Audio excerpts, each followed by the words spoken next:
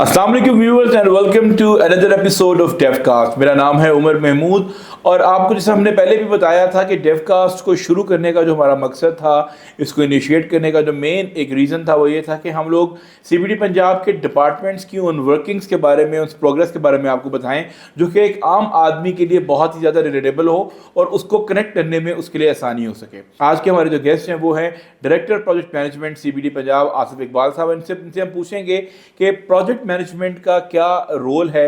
उस हमारे जो प्रोजेक्ट्स हैं सीबीडी पंजाब में उसमें किन किन फेजेस से जो है वो प्रोजेक्ट गुजरते हैं, इसके बारे में आज हमारे साथ मौजूद हैं Asif Iqbal sahab. Asif sahab, welcome to the Devcast. Thank you Umar for inviting me. Sir, project management एक अगर इसके हम नाम से ही अंदाज़ा लगाएं तो बहुत ही एक जो हमारे पास पहली बात क्लिक होती है कि इनिशियल फेज से लेकर लास्ट फाइनलाइजिंग तक प्रोजेक्ट मैनेजमेंट का एक बहुत ख़ास रोल होता है। जैसा कि हम यहाँ पे इंफ्रास्ट्रक्चर डेवलप कर रहे हैं, we are developing infrastructure for high rise buildings और वर्टिकल प्रिंसिपल्स के ऊपर हम लोग मॉडर्न अर्बनाइजेशन को प्रमोट कर रहे हैं। इन तमाम चीज़ों के अंदर सीबीडी पंजाब के मैकेनिज्म के अंदर, सीबीडी पंजाब की बाउंड्रीज़ के अंदर प्रोजेक्ट मैनेजमेंट का क्या रोल होता है? अच्छा उमर, मैं आपको थोड़ा सा एक्सप्लेन कर दूं कि overall project management in every department, चाहे वो सीबीडी है और एनी अदर डिपार्टमेंट, थोड़ा सा बता दें कि उसका जो होता है बड़ा क्रिटिकल रोल होता है। उसने फ्रॉम इंसेप्शन से लेके कंप्लीशन ऑफ द प्रोजेक्ट तक उसका जो है ना टोटल रिस्पॉन्सिबिलिटीज़ आती हैं। सीबीडी पंजाब के अंदर अगर आप देखते हैं तो आप जितने भी हमारे प्रोजेक्ट्स हैं जो स्टार्ट हुए हैं फ्राम, तो जो role of the project management था कि जब इनिशिएशन हुई प्रोजेक्ट की, चाहे हम एग्जाम्पल ले लेते हैं, जैसे हमारे डिफरेंट प्रोजेक्ट चल रहे हैं, कलमा चौक हमने जो कंप्लीट कर दिया हुआ है, फेज़ 2-3 का प्रोजेक्ट इंफ्रास्ट्रक्चर का चल रहा है, वॉल्टन रोड का प्रोजेक्ट चल रहा है, एनएसआईटी का प्रोजेक्ट चल रहा है। सो ऑल प्रोजेक्ट जब हम स्टार्ट करते हैं तो सबसे पहले इसकी फिजिबिलिटी हमारी बनती है। जब फिजिबिलिटी बनती है तो इसमें उसकी कॉस्टिंग होती है, बजटिंग होती है, उसका डिज़ाइनिंग होती है कि हमने कॉन्सेप्ट क्या है, प्रोजेक्ट को लेके कैसे चलना है with the other departments as well, because जो मेन रोल होता है ना प्रोजेक्ट मैनेजमेंट का वो होता है विद अदर डिपार्टमेंट्स की लाइज ऑन करना with internal stakeholders and external stakeholders of the एक अथॉरिटी का एक प्रोजेक्ट का होता है। सो प्रोजेक्ट मैनेजमेंट ने कमर्शियल को, टेक्निकल को और ऑल डिपार्टमेंट्स को अपने पास में जेल इन करना होता है एंड इंटरनल स्टेक होल्डर्स हो गया एंड एक्सटर्नल स्टेक होल्डर्स। जब हम प्रोजेक्ट स्टार्ट कर रहे होते हैं, फॉर एग्जांपल प्रोजेक्ट स्टार्ट कर रहे होते हैं तो डिफरेंट यूटिलिटीज़ आ जाती हैं, एक्सटर्नल एजेंसीज आ जाती हैं, उनके साथ लाइज ऑन करना, गवर्नमेंट की हैं और अदर जो भी हैं। सो जो प्रोजेक्ट मैनेजमेंट का जो रोल है, जैसे आपने एक क्वेश्चन किया कि उसका जो रोल होता है वो बहुत ज़्यादा इंपॉर्टेंट और की रोल होता है एक किसी भी प्रोजेक्ट को स्टार्ट करने में, उसको एंड करने में। और फेजेस क्या क्या होते हैं, कौन कौन से प्लानिंग स्टेजेस होती हैं, ऑल स्टेजेस जो डिफाइंड, जैसे मैंने आपको बता दिया है, कर दिया है। सर,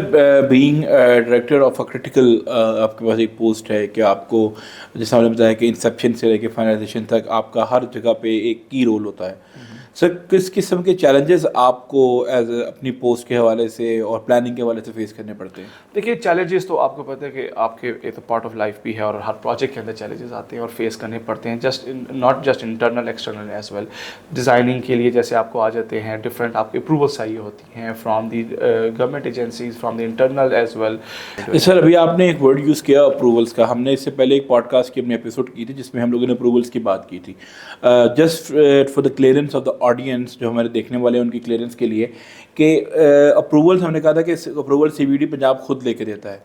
वो अप्रूवल्स थे जो हमारे क्लाइंट्स के लिए थे, उनके बिल्डिंग प्लान्स के लिए थे। इन अप्रूवल्स में और जिन अप्रूवल्स की बात आप कर रहे थे, इनमें क्या डिफरेंस है? अच्छा जी, मैं आपको थोड़ा सा डिफरेंशिएट कर दूँ। There are 2 types of approvals I am talking about. One that हमारे जो क्लाइंट्स हैं जिनको हमने सोल्ड आउट कर दिए हैं, वो अपनी बिल्डिंग्स बनाते हैं। एक वो अप्रूवल्स होते हैं जो कि डिज़ाइन अप्रूवल्स हैं, वो हमारे इंटरनल हैं, that's not an issue because वो तो हम इंटरनल दे रहे होते हैं। वो प्रोजेक्ट्स जो हम एक्सटर्नली कर रहे होते हैं, like out of the boundary of the CBD, या हम for example not with in the CBD, just an example NSIT का प्रोजेक्ट है, फॉर लेस्को से अप्रूवल चाहिए हैं, एसएनजीपीएल से चाहिए होती हैं, एक्सटर्नल बॉडी से जो हमें चाहिए होती हैं, एनवायरमेंटल से चाहिए होती हैं, बिकॉज अब जब ये अप्रूवल्स होती हैं तो then you can go on the project. अब ये अप्रूवल्स नहीं होती तो आपको you have to wait for that, और ये इम्पैक्ट आता है प्रोजेक्ट के ऊपर। ये जब भी हम प्रोजेक्ट स्केजुलिंग होती है, जो एक मेन पार्ट होता है स्केजुल, वो उसके अंदर ये टाइमलाइंस ली गई होती है, बट एट टाइम्स होता है, आपको पता है हर एक डिपार्टमेंट के अपने टाइमलाइंस होती हैं, सो हमें उसको भी मद्देनजर रखते हुए वो करना पड़ता है। बट ये चैलेंजेस आपको एक प्रोजेक्ट के अंदर आते हैं। जिस तरह हम लोगों ने कलमा चौक को रीमॉडल किया, या हमने कैप्टन कर्नल शेर खान को बुलाया, उसमें जो बेसिक यूटिलिटीज़ थी पीटीसीएल की, सुई गैस की, उनकी movement and each and everything, ये तमाम जो चीज़ें हैं ये प्रोजेक्ट मैनेजमेंट ही इनको प्रोजेक्ट मैनेजमेंट टेक केयर कर रहे होता है, देख रही होती है। प्रोजेक्ट मैनेजर अपने जो पीडी कंस्ट्रक्शन होता है, हमारा जो कंसर्न पीडी होता है कंस्ट्रक्शन, उसके साथ मिलते हुए, उनके साथ हेल्प के साथ उसकी, ताकि वो उसको ड्यूरिंग कंस्ट्रक्शन कोई इशू ना आए, ताकि स्मूथली और सेफली प्रोजेक्ट कंप्लीट हो सके। बिकॉज ये जो अप्रूवल्स होती हैं ये वेरी इंपॉर्टेंट होती हैं आपके किसी भी प्रोजेक्ट के स्टार्ट और एंड के अंदर। सर हमारे जो ऑनगोइंग प्रोजेक्ट्स हैं उनके बारे में हम सोशल मीडिया के ऊपर और मीडिया के थ्रू जो है हम लोग बहुत ज़्यादा जो उसकी इंफॉर्मेशन हम लोग फ्लोट कर रहे होते हैं, but being pure professional for this whole infrastructure development, sir हमारे कौन कौन से भी प्रोजेक्ट्स चल रहे हैं जिसमें NSIT है, Celestia IIT and office tower है, इंफ्रास्ट्रक्चर का काम चल रहा है फेज़ 1 2 3 के ऊपर, वॉल्टन रोड जो कि like it's gonna be a big feather in the cap of the CBD Punjab, कि हम लोगों ने एक 30 साल जो मसाइल थे लोगों के वहाँ पे हल हुए हैं। उसके अलावा जो हमारे प्रोजेक्ट चल रहे हैं sir, being a professional, being from technical aspect, आप इन प्रोजेक्ट की क्या अभी तक स्टेटस है और कहाँ तक हम इनमें पहुँच चुके हैं? अच्छा, मैं आपको अगर इफ़ यू स्टार्ट बाय, जैसे आपने स्टार्ट किया जो फेज़ 1 2 3 का प्रोजेक्ट, जो हमारा पायलट प्रोजेक्ट है जिसको की प्रोजेक्ट कहते हैं, CBD का फर्स्ट प्रोजेक्ट, जिसने इस शहर के अंदर CBD का जो एक वजूद आया, जिसने बिल्कुल डायनामिक्स चेंज किया इस पूरे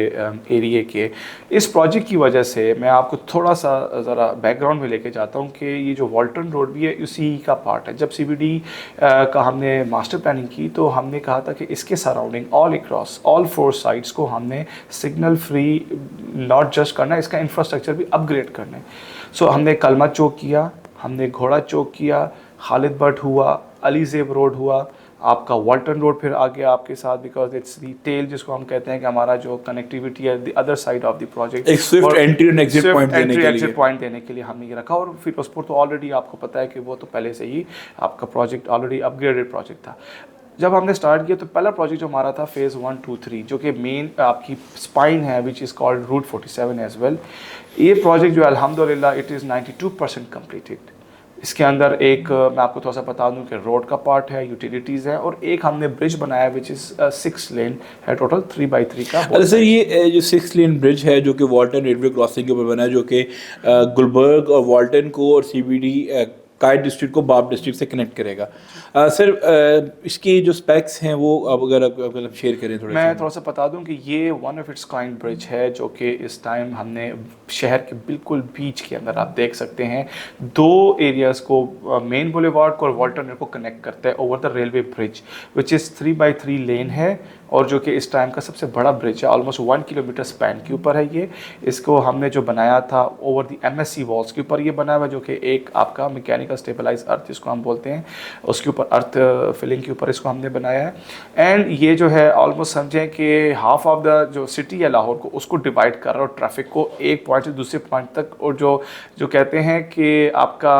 टाइम जो आपका ट्रैवल डिस्टेंस है फ्रॉम 1 पॉइंट टू पॉइंट को बिल्कुल DHA के साथ इसको लाइक विद इन मिनट्स को आपको कनेक्ट कर देता है ये। देन जब हमारा दूसरा पार्ट आता है वॉल्टन रोड, जो कि आप सबको पता है कि पिछले 2 to 3 डेकेड्स जो है इसके ऊपर किसी ने इतना नहीं सोचा था, क्योंकि CBD का एक था कि हमने इस पॉइंट को भी अपने अपग्रेड करना था। सो वो भी अल्हम्दुलिल्लाह जो है ना ऑलमोस्ट आप समझे 85% to 90% कंप्लीट हो चुका है। रोड्स कंप्लीट है, सीवरेज लाइन कंप्लीट है, ड्रेनेज कंप्लीट है, इसकी जो एक फ्लाईओवर हमने वहाँ बनाया जो कनेक्ट करता है फ्रॉम कैंची टू डबल एक्स जो